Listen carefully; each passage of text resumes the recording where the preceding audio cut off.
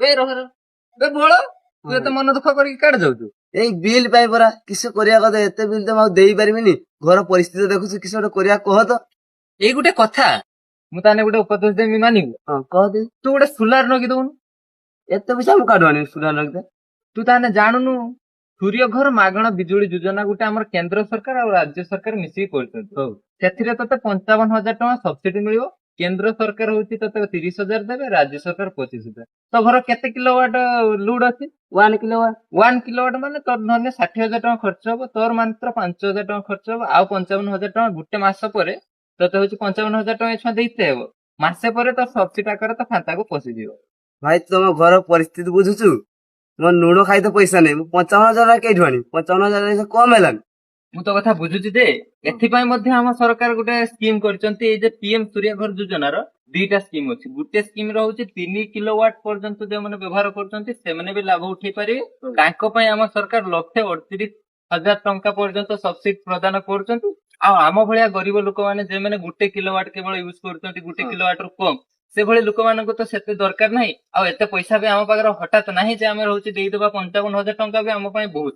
ତେଣୁ ଆମ ପାଇଁ ଆମ ସରକାର କେବଳ ଓଡିଶା ପାଇଁ କରିଛନ୍ତି ମାତ୍ର 5,000 ଟଙ୍କା। ତୁ କେବଳ ପଞ୍ଜୀକରଣ କରିବୁ, ଆଉ ମିଟର ଗୋଟେ କିଣିବୁ ଯୋଉଟା ଆମର ସୋଲାର ଲାଗିବ। ଆଉ 5 ବର୍ଷ ପାଇଁ TPNODL ସେମାନେ ଆସିକି ତ ଘରେ ସୋଲାର ଲଗେଇ ଦେଇଯିବେ। ଏଥିପାଇଁ ତ ଘର କଣ ରହିବା ଦରକାର? ତୋର ଗୋଟେ ଛାତ ରହିବା ଦରକାର, ପକ୍କା ଘରର ଛାତ ଦରକାର 100 ସ୍କୋୟାର ଫୁଟ ର। ଆଉ ହଉଛି ଯେଠି ଲଗେଇବୁ ତା ଉପରେ କିଛି ଗଛ ପତ୍ର ନଥିବା ଦରକାର, କାହିଁକିନା ଏଟା ସୂର୍ଯ୍ୟ କିରଣ ରହୁଛି, ଆମର ଇଲେକ୍ଟ୍ରିକ ବିଦ୍ୟୁତ ସୃଷ୍ଟି ହଉଛି। ତେଣୁ ସେଟା ସଫାସୁଫି ରଖିବୁ ଏବଂ 5 ବର୍ଷ ପର୍ଯ୍ୟନ୍ତ ସେମାନେ ମେଣ୍ଟେନାନ୍ସ କରିବେ। ଏହା ପାଇଁ ତୋତେ କଣ କରିବା ପାଇଁ ପଡିବ? ତୋର ଏଇ ପାଖରେ ଥିବା ଇଲେକ୍ଟ୍ରି ଅଫିସ କୁ ଯିବୁ, ସେଠି ତୋର ନାମ ପଞ୍ଜୀକରଣ କରିବୁ। ସେଠି ତୋର ଡକ୍ୟୁମେଣ୍ଟ ଲାଗିବ ହଉଛି ଆଧାର କାର୍ଡ, ବିଲ୍ କାଗଜ, ଆଉ ହଉଛି ବ୍ୟାଙ୍କ ପାସବୁକ୍ ଫଟୋ, ଆଉ OTP ଭେରିଫିକେସନ ହବ। ସେଠି ଯାହା ଯାହା କହିବେ ସେଠି ଦବୁ। ହେଇସାରିଲା ପରେ ତୁ ଆବେଦନ କରିସାରିବା ପରେ ଏଇ ଯୋଜନାର ଲାଭ ଭଲ ଭାବରେ ଉଠେଇ ପାରିବୁ। ସୁଲାର ବସାରିଲା ପରେ ମତେ ଆଉ ବିଲ୍ ପଇସା ଦେଇତେ ପଡିବନି ତ? ଶୁଣ, ସେ ସୋଲାର ବସି ସାରିଲା ପରେ ତତେ 100 ୟୁନିଟ ପର୍ଯ୍ୟନ୍ତ ମାଗଣା। ଯେହେତୁ ଆମର 1 କିଲୋୱାଟ ଲୋଡ ଅଛି ମାନେ 100 ୟୁନିଟ ପାଖାପାଖି ବିଲ୍ ଆସିବ। ଯଦି ଅଧିକା ଆସିଲା ତାହେଲେ ଅଳ୍ପ ପଇସା ପଡିବ। ଆଉ ତତେ ମାସକୁ କେବଳ ମିଟର ପଇସା ଦବା ପାଇଁ ପଡିବ। କେତେ ଟଙ୍କା ନା ମାତ୍ର 40 ଟଙ୍କା। ମାସକୁ ତୁ 500-600 ଟଙ୍କା ଦଉଥିଲୁ, ଏବେ ମାତ୍ର 40 ଟଙ୍କା ତତେ ଦବା ପାଇଁ ପଡିବ। ସେଟା ବାଧ୍ୟ, ଯେହେତୁ ମିଟର ବସିଛେ ମାନେ 40 ଟଙ୍କା ଦବା ପାଇଁ ପଡିବ ମିଟର ପଇସା। ବୁଝିଲୁ?